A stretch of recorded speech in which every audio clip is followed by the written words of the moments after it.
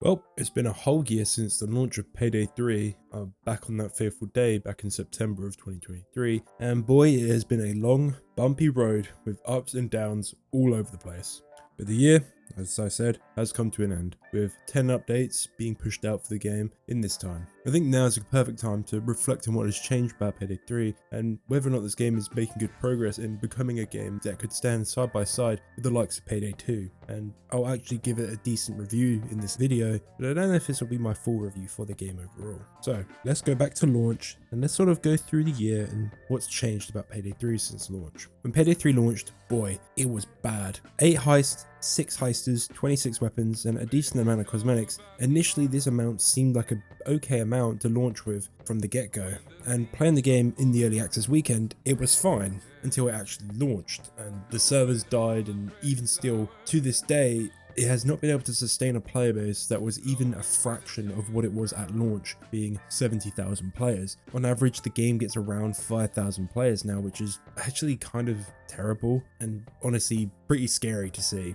Launch impressions are very important with any game trying to position itself as a live service game, and Payday 3 probably made the worst possible impression that it could have made, not even fucking working. If you were to go on a date with this game in real life, the example I would give is it would show up 2 hours late, completely soaking wet and missing clothing. It was just strange and a very odd launch and felt rushed somehow, even though the game had been in development for a good few years now and progress seemed to be being made quite nicely. But everyone said, surely the devs will fix this game, within the coming months and, years, and hopefully we'll get a game that's actually good at being what it is stated to be, a live service game with regular updates. So was it a good live service game? No, it wasn't, and I'm going to explain why it's not in this video. Now, even before launch, there were some murmurings of issues being arisen, a no offline mode, challenge-based progression, no crime net, a lot of things that made Payday were missing in Payday 3, and even still to this day, some aspects are missing. The offline mode still isn't fully in place, so when the servers go down, you cannot play this game, still to this day. Crime net has still not returned. Yes, the challenge-based progression system has changed, which is nice, but again, there's nothing here that really makes it feel like Payday. It still feels quite generic, and I hate that I say that about a game that, to me,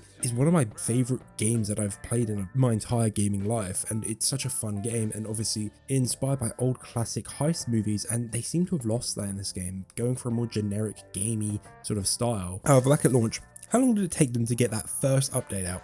The game released on September 21st, so surely, a month after the game launched? No. November fucking 30th. It took 2 whole months, and boy, those 2 months felt horrible. This game immediately failed as a live service game. Not having an update within the first week to fix a lot of the issues this game had was terrible. The game was offline for multiple days at launch, and even weeks following, it would be a bit spotty at times. To me, our live service games that are successful are Destiny and Fortnite. These have weekly updates and changes to their game to really engage the community. This was not acceptable in a game like Payday 3, which they were positioning as a live service, and they never did that. And what was in this actual November 30th update that was, a sizable update? Well, 2 old heists in Cook-Off and Turbid Station. And honestly, these heists did not add anything to the game. Cook-Off was completely neutered from its Payday 2 counterpart, and it doesn't play well with how Payday 3 plays. Payday 3 does not allow you to go really long, taking a lot of damage. Once you lose your armor, you're kind of fucked, and you kind of just have to sit there and deal with it, and resource management is really hard in Payday 3. And the payout as well on this version of Cook-Off isn't good.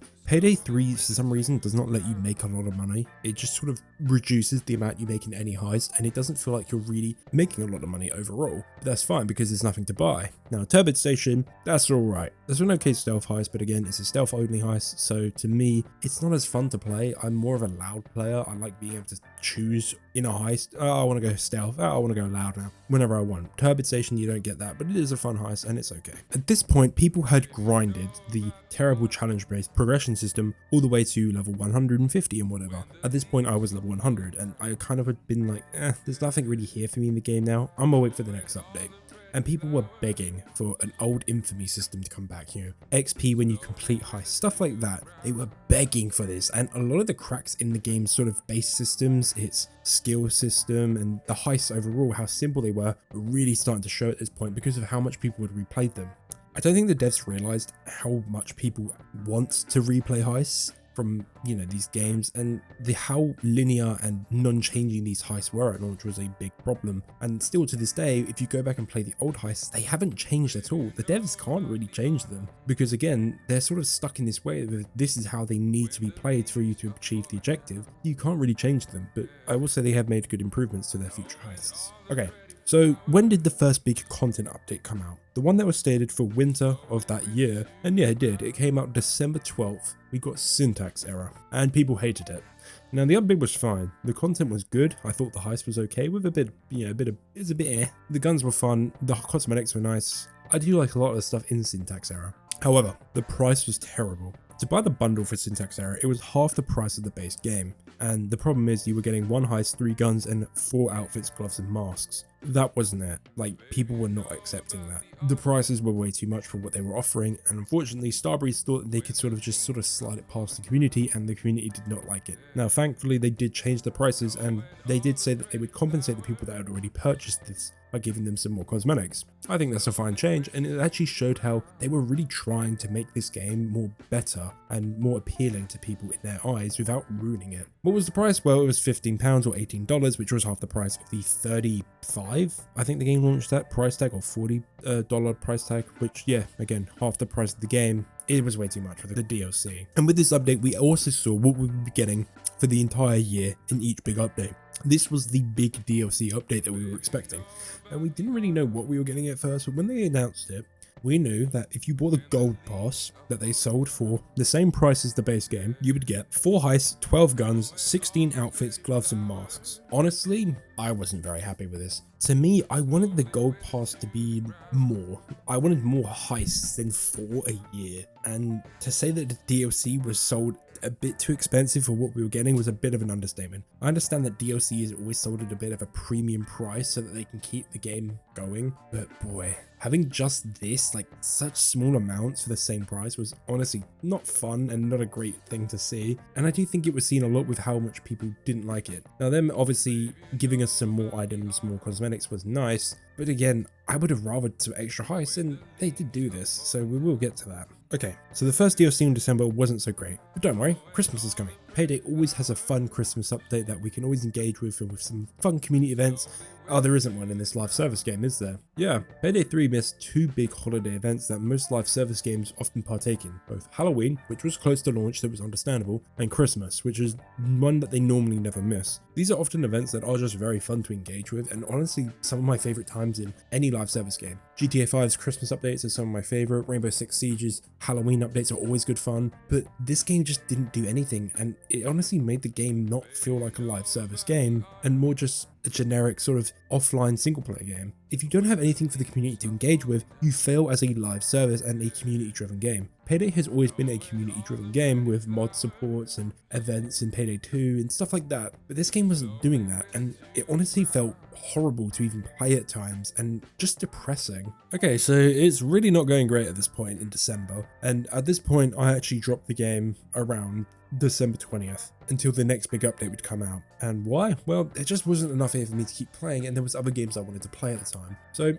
let's see, when does that next big update come out? On the roadmap it says spring, so surely it comes out in something like March or maybe April, or wait, what the fuck? What happened? Now, from December to March, the team at Overkill decided to initiate Operation Medic Bag and address quite a lot of concerns people had about the game, thinking a lot of big things that the game needed to be fixed. Bugs, changes to progression systems, certain weapons, because a lot of stuff was changing with Operation Medic Bag, and it was nice. So they obviously, some of the biggest changes that they made were changing the progression system from challenge based to earn experience on heist completions, basic game stability updates for the servers so they wouldn't die every 5 minutes, the addition of many skill lines like the transporter line, which were very nice to see and actually made the game more enjoyable to play, and features like adrenaline, which allowed people to actually play the game in a bit of a different way than just relying on armor, and adaptive armor. Some nice additions here that allowed people to actually be able to survive a bit longer and actually sort of fine-tune builds a bit better. And obviously a lot of new animations, which that animation team, boy, you do make me wet. I love them animations.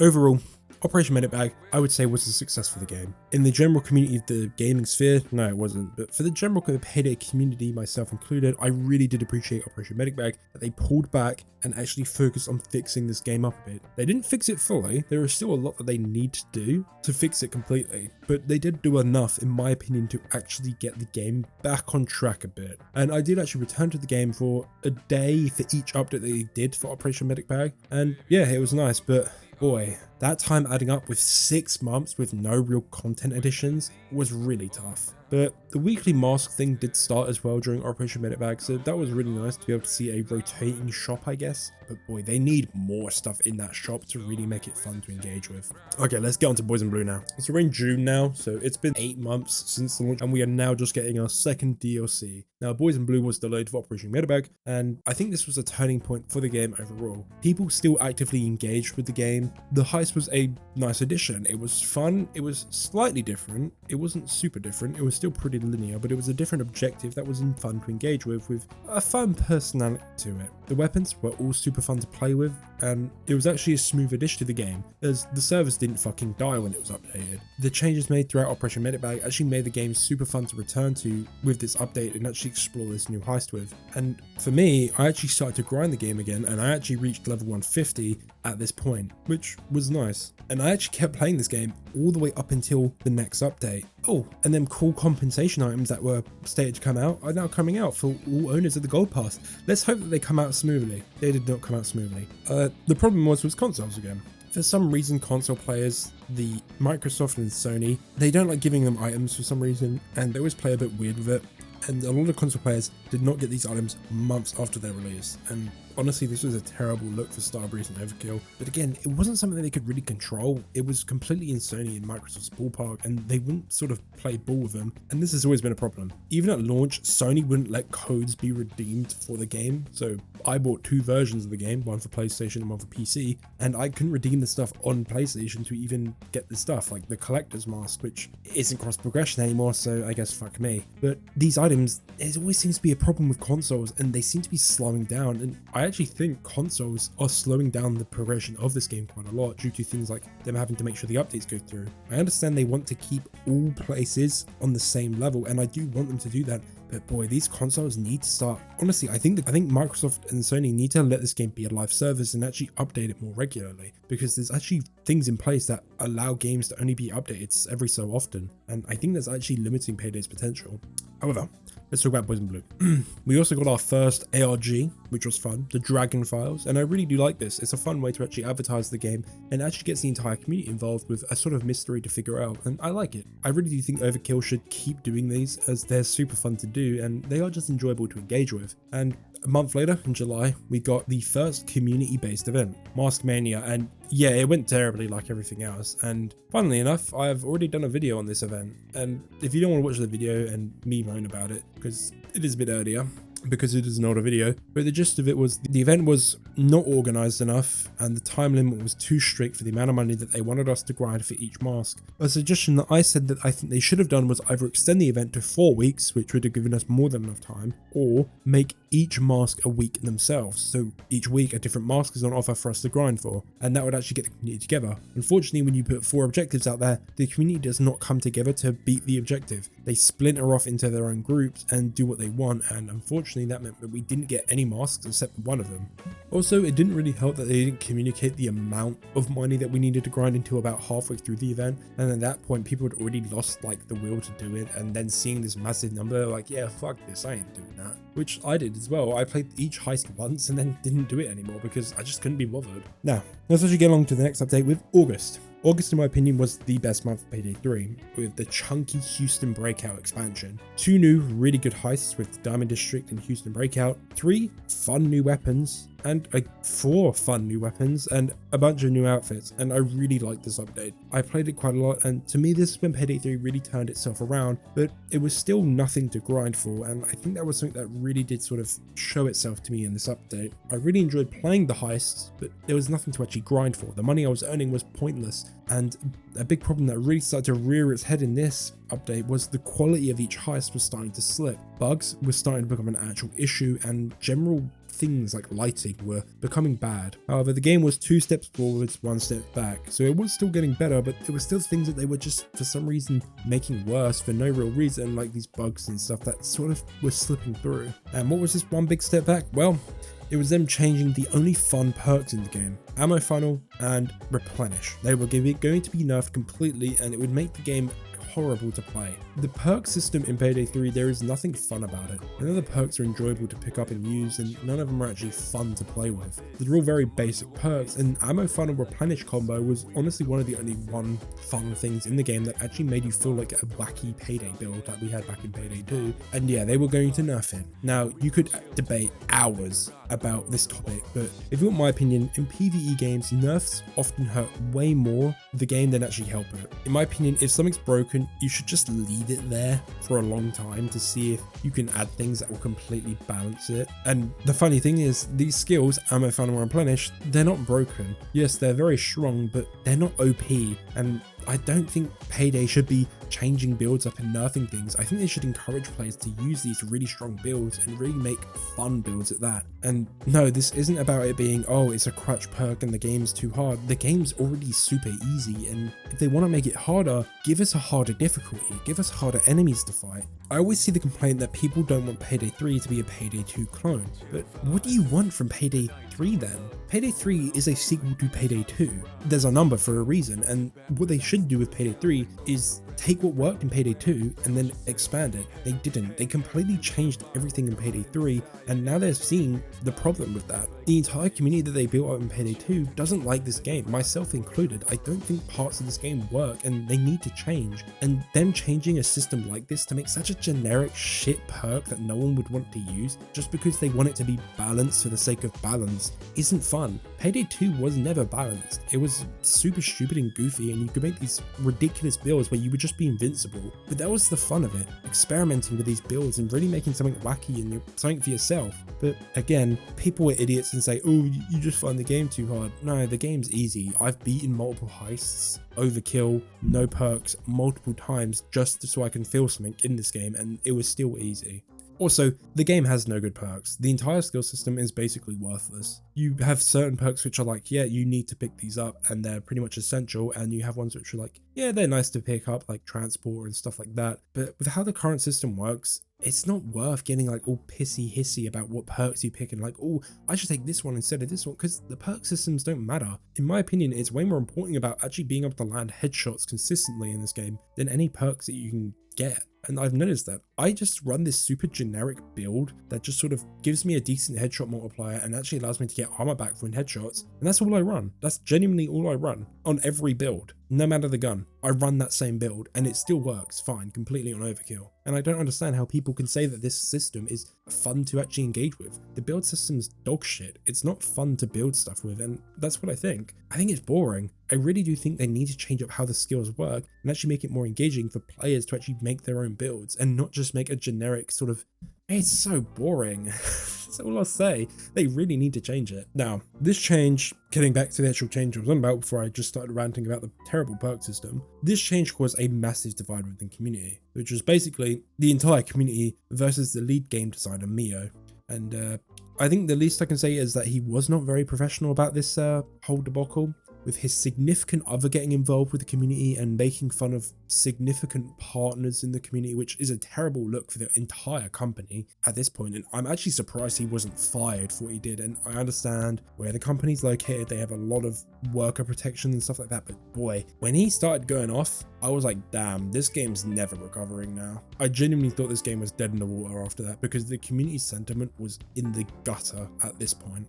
And obviously, I think it did actually, this had a massive effect on the company, and it then led to this individual, Mio, stepping down as the lead game designer, and Almir and Andreas, 2 veterans of Overkill, would step up to the lead game designer, and a board would be set up for changes in the future, so a situation like this would never happen again. And why was this not here in the first place? The problem with live service games is you should never have a single lead dev that designs all the systems. unfortunately, no dev is amazing at everything and they don't understand how to build these systems in place. And when you have a board in place, it allows them to sort of spitball ideas and really get the ideas going and actually debate what's good for the game and what is sort of just like a thing that they would like to see done. And unfortunately, that's what this game was. It was a game that Mio wanted to make, not a game that the Payday community wanted. And with this board, hopefully there's a lot of people in there that love Payday as a game and will actually understand what this game needs to succeed. Okay, but that was an insane month, so surely the next update will be fine. And it only took a month with it being in September, and here we are in September, Fear and Greed. Now, I just reviewed this update, so if you want to see that, link below. But TLDR, I think the update's fine. It has even more bugs compared to the last update, which is very bad, but I do like the actual heist itself. I think it's fun. I like the change in objective. I do like it. And I think that's a big problem with Payday 3 now. The quality does seem to be slipping as the devs are sort of being like, shit, we need to get working now, sort of sentiment that I'm starting to feel with this game. However, at this point, is Payday 3 worth buying? Content, no. Well, with the current discount on the game, honestly, I do think it's worth a pickup. For the half price off that it is at currently, I think it's fine price point for the game overall. However, at full price, no. I'd wait for the discount, buy it at discount. That's what I'd do. Overall, it's possible. It's not perfect, it still has a long way to go, and I think a lot of stuff still needs to change about the game, from the UI to progression to skills, armor, which is being changed. I just think there's a lot that still needs to be done for this game to really make something fun. And yes, it needs to be a live service game. Still, to this date, as a live service game, this game has failed at that. Only having one community-based event and 2 ARGs to advertise upcoming DLCs is not enough in my opinion. You should have monthly, at least monthly events for the community to engage with and earn something in the game. And of course, we do need more fixes to the game. Thankfully, a change to the system is coming in December, but I think the entire skill system, as I've stated multiple times, needs a complete overhaul. Heist objectives need to be reinvented, UI improvements, crime net needs to be added back in, and most importantly, give me a fucking reason to play this game again. I've been begging since this game came out to give me something to grind for, be it super expensive cosmetics or this sort of safe house system I spitballed where you could upgrade it with the money that you earn. There just needs to be something cool that you can grind for to really make this game worthwhile to come back to and grind and spend your money on things. Not real life money, fake money. But of course, with me being level 150 in the game and having grind a lot of times in this game, I've bought everything. I have every mask, every outfit, every gun. I have everything in the game that I want, and there's nothing left for me to grind. So if that's the one thing I want from year 2, just give me more stuff to grind. That's all I'm asking for, really. Also, could we get some more old heists, like the good ones, like Golden Grin and Slaughterhouse or First World Bank, and maybe some more old heists as well. I know people want the funny chicken man, but other than that, that's really all I want. Things to grind for, more old heists and new heists, of course, and some more heisters. That's it. That's all I want, genuinely. If you add these things, it makes the game more fun to come back to and replay, as having more heists gives you more gameplay variety, as it allows you to jump between heists more often, and it's fun. I really want this game to succeed, as the Payday games are super special to me, and I would hate to see this game die as a shadow of its former self, but I guess what we can do is hope that the devs can one day really make something special out of this game. Hey, thanks for watching. If you enjoyed, leave a like, and if you want, subscribe, as I probably plan on doing more updates like this for Payday in general, and also videos like this in the future. As you can tell, this video was a bit interesting for me to make, as I had to look back on the entire year of this game, and it's been a bit of a abusive relationship, if I say so myself. But yeah, leave a comment about things that you'd like to see changed in Payday 3, and if you want, you can comment on things that you think don't need to be changed in Payday 3 that you think are fine, as I'm happy to see this discussion around this game. Anyway, that's all from me. See you around, Crocodile.